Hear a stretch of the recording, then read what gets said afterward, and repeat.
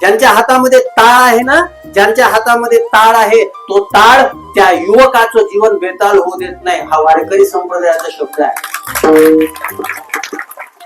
आम्ही काय केलं? मी ज्यांच्याकडे मग बसलो होतो ते म्हणाले, महाराज तुम्ही कुठे शिकले?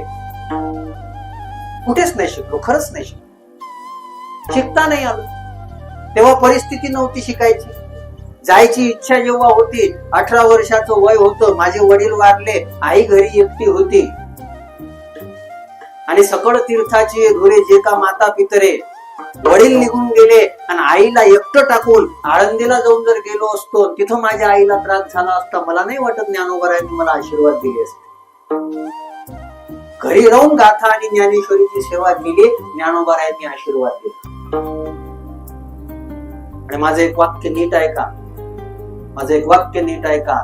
रामाचं दर्शन महत्वाचंच आहे, पण रामाच्या दर्शनापेक्षाही रामकथेचं दर्शन जास्त महत्वाचं आहे. कृष्णाचं दर्शन महत्वाचंच आहे, त्याच्याकरता द्वारका जा, त्याच्याकरता वृंदावन जा, त्याच्याकरता मथुरा जा, पण त्या दर्शनापेक्षा भागवताच्या माध्यमातून, शब्दांच्या माध्यमातून कळणारं जे कृष्णाचं दर्शन आहे ना, ते दर्शन जास्त महत्वाचं आहे. आळंदीला जाऊन माऊलीच्या समाधीच्या पुढे नतमस्तक होणं हे आपल्या भाग्याचं लक्षण आहे, पण त्याचबरोबर आमच्या घरामधली ज्ञानेश्वरी रोज उचलून, रोज त्याच्यामध्ये उघडून त्या ज्ञानेश्वरी मधल्या 2 ओव्या जर तुम्ही रोज वाचले ना, माऊली खऱ्या अर्थानं कृपा करते.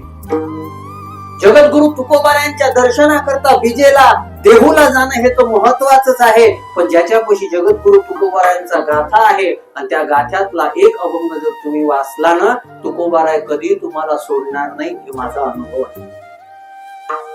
हे असं करून काय मिळते?